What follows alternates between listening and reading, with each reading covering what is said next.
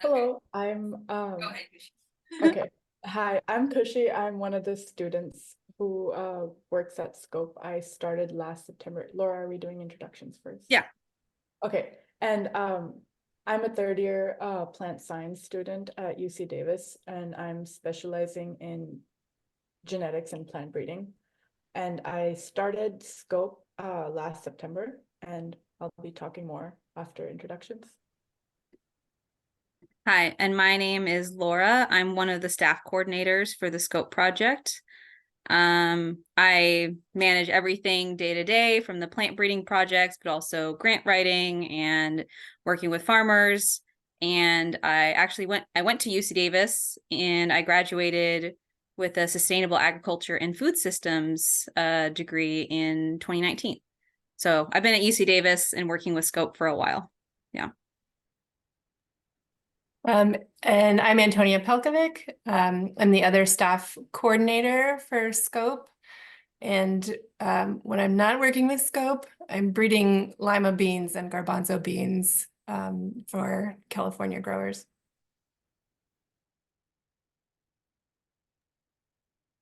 Okay.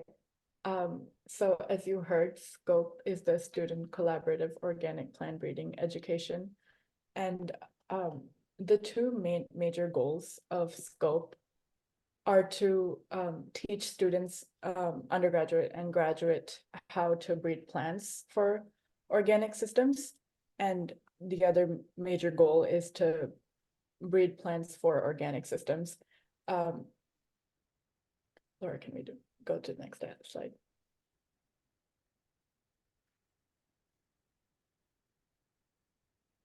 So after I came to Scope, I learned that organic systems are very different from conventional systems and require different breeding goals, as the pest pressure is different, and the markets that organic produce goes to are also different.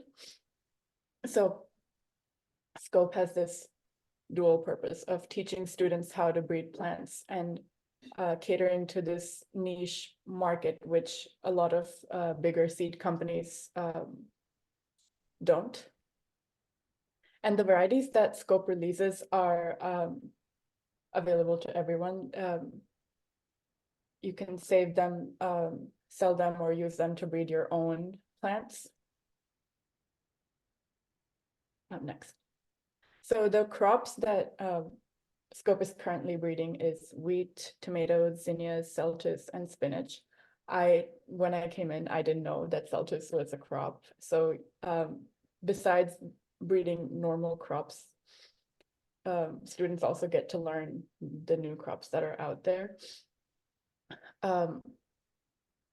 So the varieties that Scope has already released is 5 common bean varieties, and we are hoping to release jalapeno varieties that are optimal for jalapeno popper making, which means that the cavity is large enough to stuff a lot of cheese. We are also looking to release lima bean and zinnia varieties, which Antonia and Laura will elaborate on. So since for the past 6-7 years, Scope has seen a lot of students, 50 graduate students who, and 14 of them served as team leads, which means that they do a lot of planning, selecting, and data collection. Like they overlook how each crop is going to be bred from start to finish, which I think gives them a really good insight of how a crop is bred. And I think it's a really good transition to industry. And also Scope has seen more than 100 undergraduate students. I'm one of them. And Scope has helped me relate the theory that is taught in class to how actually selection happens, seed saving happens, and all that stuff, because in class, I tend to overlook how much work that goes into all of this. And students get a lot of opportunities where they can talk to our amazing staff coordinators, grad students. We get to go on field trips and attend lots of cool seminars.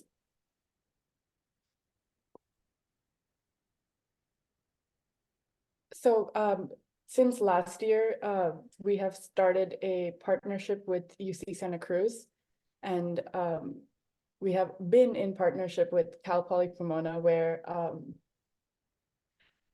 I believe tomato and zinnia trials are planted, so we can get data from multiple locations on how our lines are performing. Last year, we also added a breeding program for bunching spinach.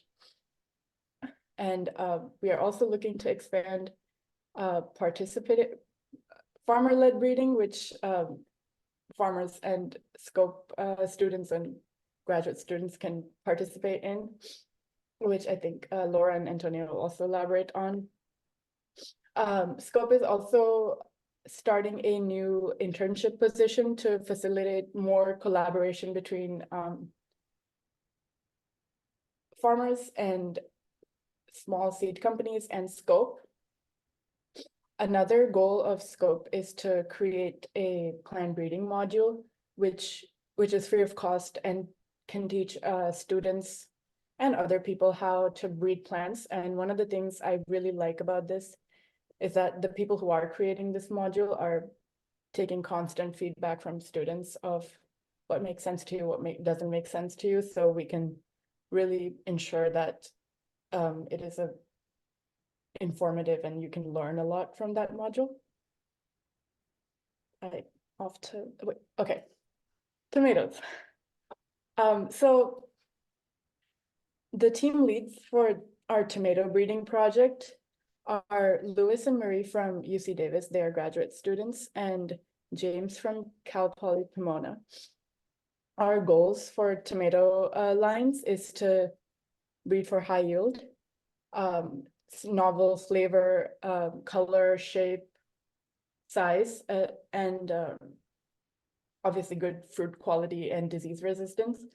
One of the main reasons that we want to breed for novelty is that in supermarkets, the tomatoes that you find can be bland and not very tasty. So Scope is aiming to make tasty tomatoes, which the goal is not to ship them large distances. So it is not as important for them to be very tough and not very flavorful.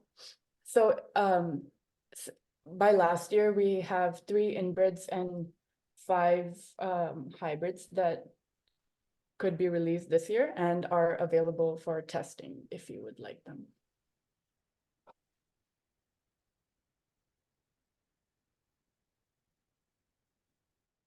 Want. So in addition, so one idea that we had for the tomato project is to create basically publicly available hybrids. I know that a lot of people are hesitant about using hybrids or don't like hybrids because you can't save seeds from them without having, you know, a true to type variety year to year. But there also is the benefit of hybrid vigor that is a reason why a lot of farmers grow hybrids. And so in addition to an inbred breeding project that the tomatoes started with, we are thinking of creating new hybrids with the potential to have the parents also be publicly released and available for farmers or, you know, seed growers to create their own crosses so that you can know what parents were being used for those hybrids and grow either the inbreds, or the hybrids resulting from those parents. So we do have an example here of a variety that we grew. Our own name is 1733B12, but we also call it Rock and Roma. That's our potential variety name. And we crossed that with Magic Bullet, which is a variety that Steve Peters developed on on the coast. So if we cross those two lines together, we get something different. Both varieties are really great as inbreds or open pollinated varieties of their own, but the hybrid can also be useful for people who want to grow hybrids. And all of these lines, or all of these cultivars, we also want to test them for disease resistance, because resistance to several different diseases is really important for farmers. And that's something that a lot of the heirloom heritage that we are basing our breeding off of doesn't have. So we want all the flavor and the interesting colors that heirloom tomatoes have, but with the benefits that modern tomatoes have, like, increased firmness or resistance to diseases, higher yield, those kinds of things. Okay. I am going to talk about our wheat and Celtis breeding program, and then Antonia is going to talk about our spinach and our zinnia breeding programs. So our wheat project started, I believe, in 2019. We have a staff breeder, Elmer, and a graduate student team lead, Ali. And we have three main goals for the wheat breeding program. Like our other projects, we're working on breeding heritage or heirloom varieties with modern cultivars, to get the best of both worlds, right? So we want excellent flavor, really good baking quality, and we also want the things that modern cultivars bring, like higher yields, less lodging, but we also, because wheat in California is often fall planted, as like spring wheat is often fall planted and grown over winter to take advantage of, all the rain that we get over winter. There's things, maybe we want wheat lines that are resistant to drought or can outcompete weeds, because all the rain also results in a lot of weeds.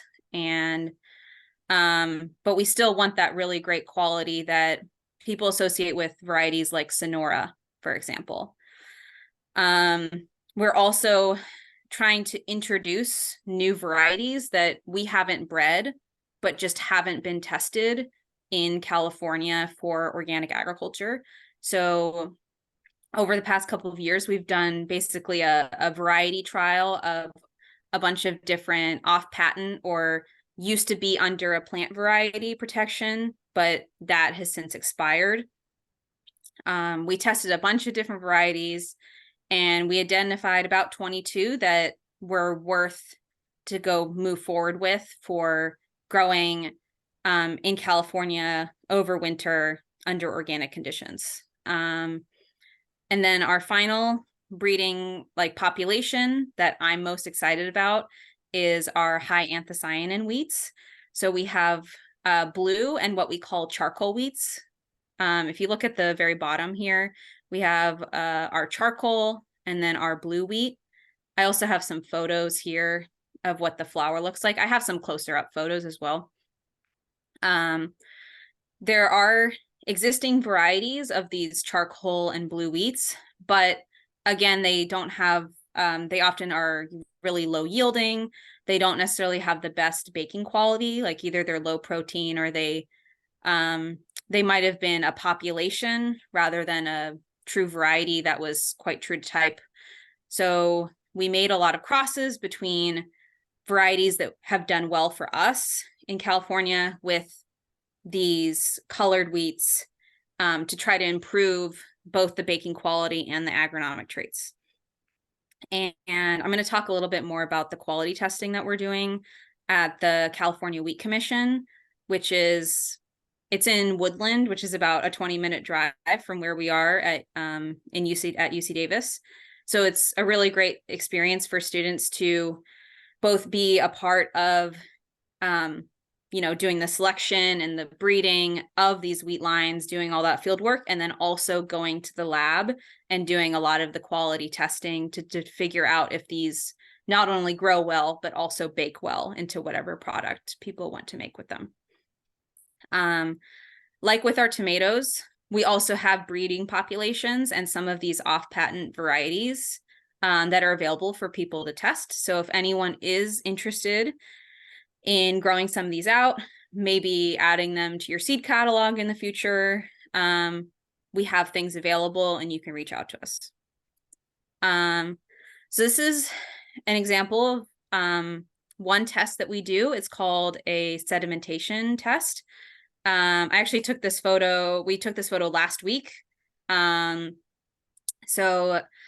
this test is basically telling us how the quality of the protein, not just the quantity, but also the quality of the protein in our wheat. And so if you look at the line here, that's the sediments that have fallen to the bottom of, the test tube in this test. So the higher the sediment level, the higher gluten you have in the, in your variety, and the better it is for bread baking. So this is really promising because some of our lines have actually done better than the control varieties. Even the control is a conventionally bred, conventionally grown wheat, while our varieties were often grown under organic conditions, and they have just as high of quality of protein, if not better in some cases. And I also have some examples of some of the cool stuff that we've been baking. This was some early breeding populations of blue wheat that we grew. I believe the top row is just regular straight dough bread, while the bottom row is sourdough. So we figured out that having more acids, like in, a sourdough bread, results in a stronger blue color.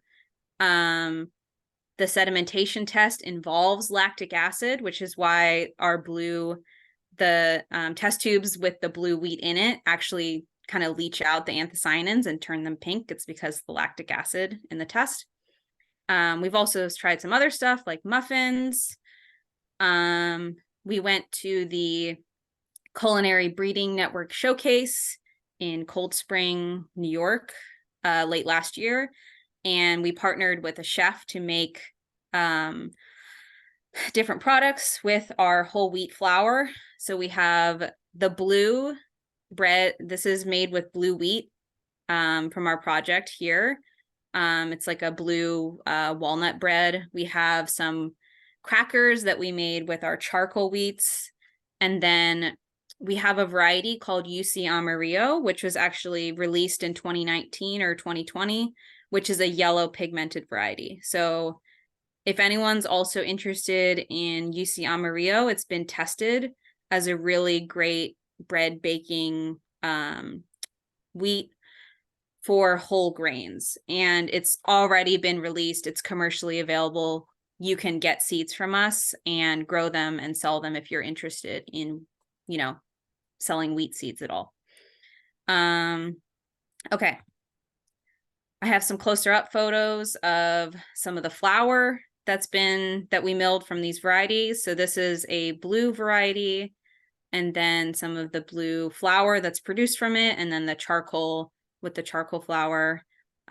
We also do milling demonstrations with our students. So this is one of our students, Savannah, who gave a demonstration of how to mill flour using a tabletop stone mill. It's called a mock mill, that at our field day last year. Okay. And then our Celtis breeding project is a collaboration with Second Generation Seeds. If any of you know Kristen Leach, that's who we're working with on this project. And also a professor in the Asian American Studies department here at UC Davis, Ga-Young Chung. The reasoning for this project is that there's not many commercially available Celtis varieties. Most of the Celtis on the market isn't variety specific. It's just labeled in a catalog as Celtis. There's not like a specific variety attached to that. And most of these varieties, even if they do have a name, don't actually meet the needs of the farmers, which I'll talk a little bit about more. But there's also a lot of interest in seed saving and plant breeding. as probably for a lot of you all as well, but there's not necessarily the time or the resources or the ability to get grants. So farmers need support in something that they're already interested in order to get a project started and to keep a project going. So farmers work with us. We worked with them to identify breeding goals for this project, to create data collection protocols. We make selections, they make selections. They can save seeds, we save seeds as well. And then we make sure that the project keeps going while getting input from farmers throughout the process on what worked well for them, what didn't, what direction they want to go with. Using the existing program, like plant breeding program that we have here already. And then another, I think, really valuable part of this project is developing a community where people get in touch with their cultural heritage. So a lot of farmers and also a lot of our students are really interested in Celtis for the cultural importance of the crop. A lot of students have told me that they can't really find Celtis very many places. You have to go to a specialty grocery store. So being able to work with a crop that they never thought that they would get to work with, and then developing a relationship with a farmer has been really significant for them.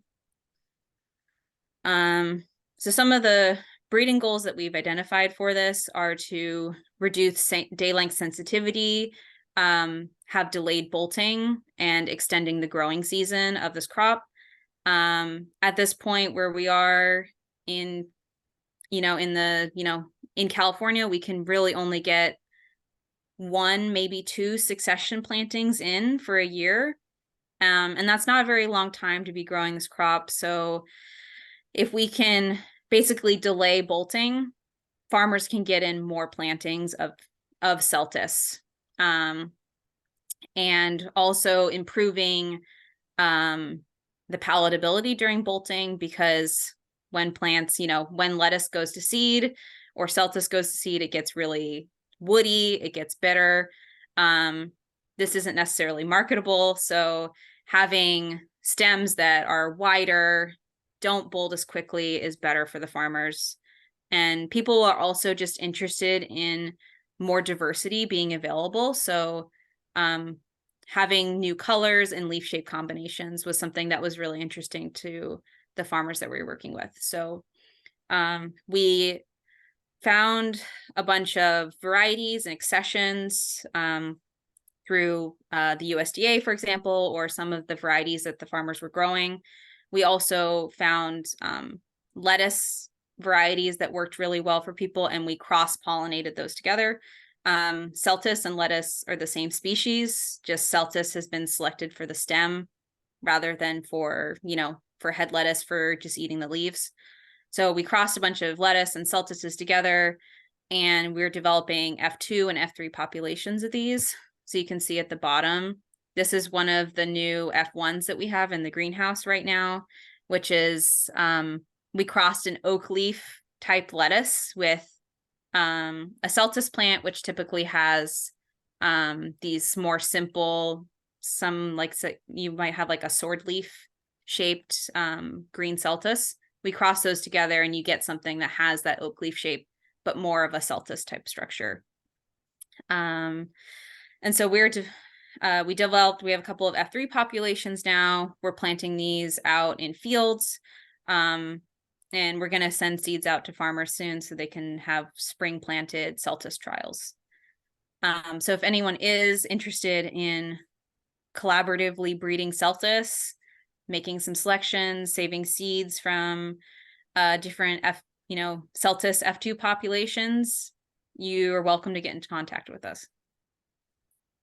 Okay, I think Antonia is going to talk about zinnias now. Yeah. All right. So zinnias, I feel like this is all the pretty pictures that we now get to look at. So the zinnia breeding project, we added to scope in 2020. And one of the reasons we wanted to add a flower to our project is because it is such a great visual teaching aid. it's really fun to get to look at all of these beautiful colors and different shapes that the flowers put out. And it's a really great way for students who don't have necessarily experience in the field or with plants even to like really be able to quickly engage with all the different variety that's out there. So when we started this project, we interviewed quite a few different growers who are also, most of them also florists, to see what they needed in terms of flowers. And we weren't, we wanted to know which flower we should work on even. And zinnia came in highly ranked as important to the local flower growers. So we went with that. And then in terms of what they needed was more powdery mildew resistance in the zinnias. They tend to get, the zinnias are a great summer crop here in California for the florists and flower growers, but they tend to get powdery mildew, especially into the fall. And then that really impacts their post-harvest shelf life in the vase. They don't last as long. Another request that the flower growers and florists had were a long stem length, and they really wanted a lot of like peach and pink blending tones and with smaller flower diameters that were suitable basically for wedding bouquets and that kind of thing.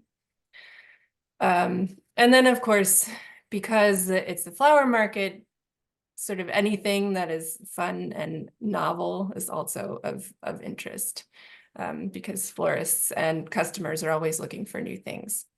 So we have several different breeding goals for the zinnias.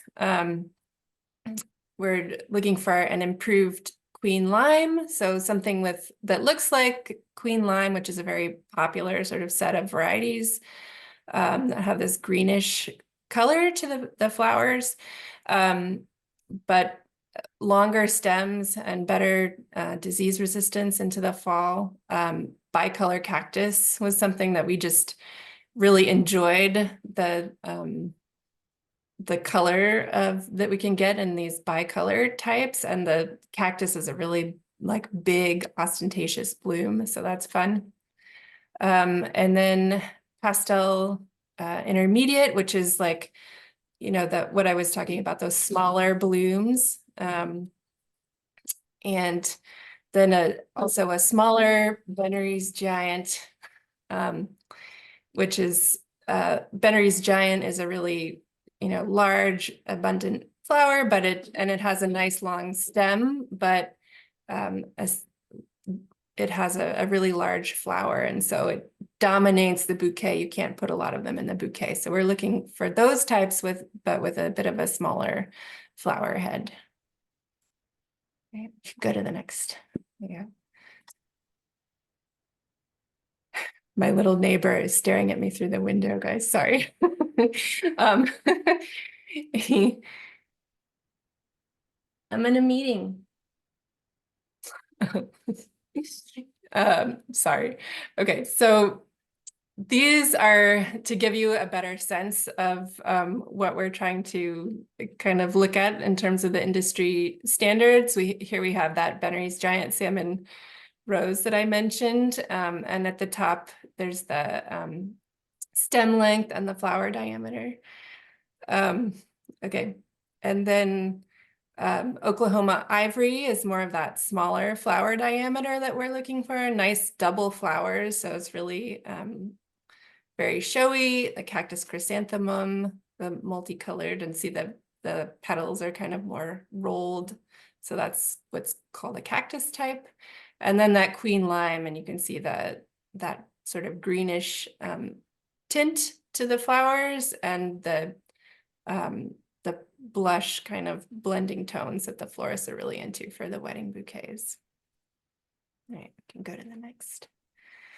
Okay, so these are now just a bunch of our field selections that we made last summer. And I think most of these we have available if you want to trial them. And we're looking at releasing them soon. So we've got the a brighter kind of cactus, and then one that's more suitable for those like pastel tones that are popular for weddings.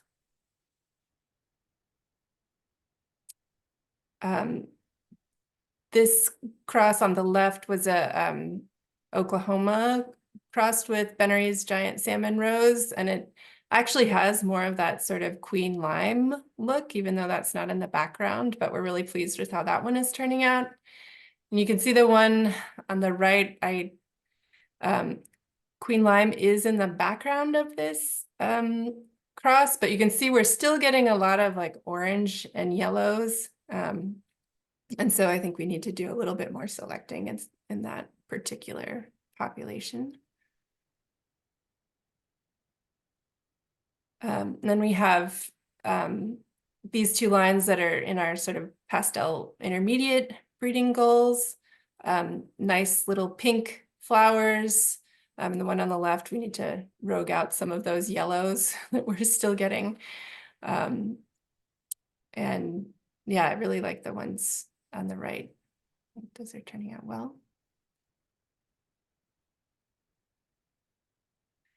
And then these are just some others. I think that's a tricky thing when we're breeding things that are just fun, like zinnias.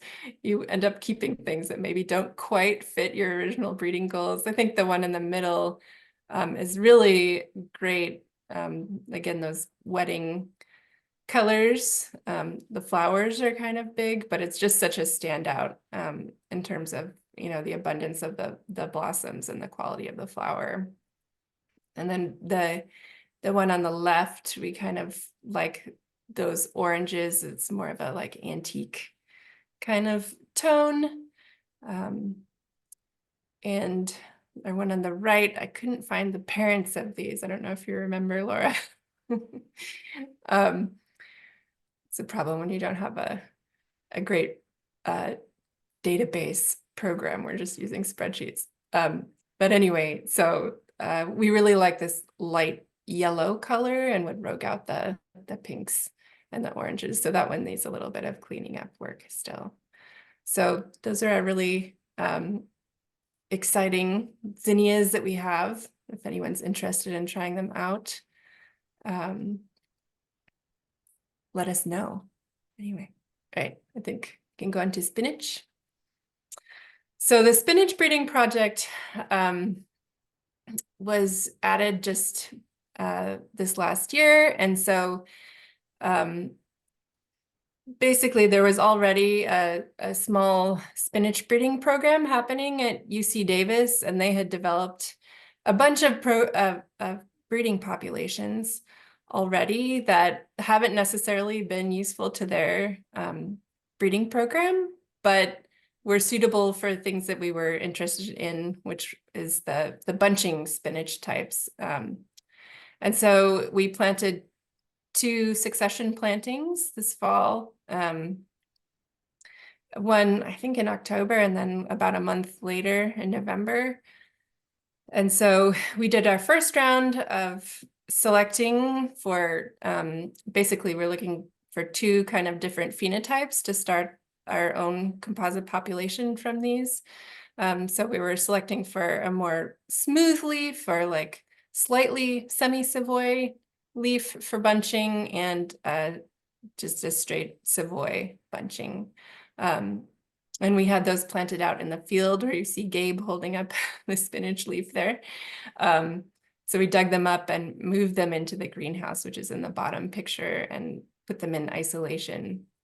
And this is kind of a fun new opportunity for us and the students as well, because the spinach is sort of the first wind pollinated thing that we've had in our breeding program. And so figuring out how to get our isolation chambers working to keep the pollen where we want it has been a new and different experience for everybody.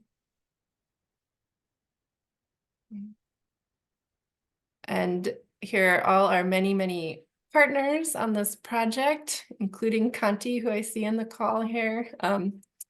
And so thank you so much. And yeah, please check out more about Scope. We have an Instagram and a website.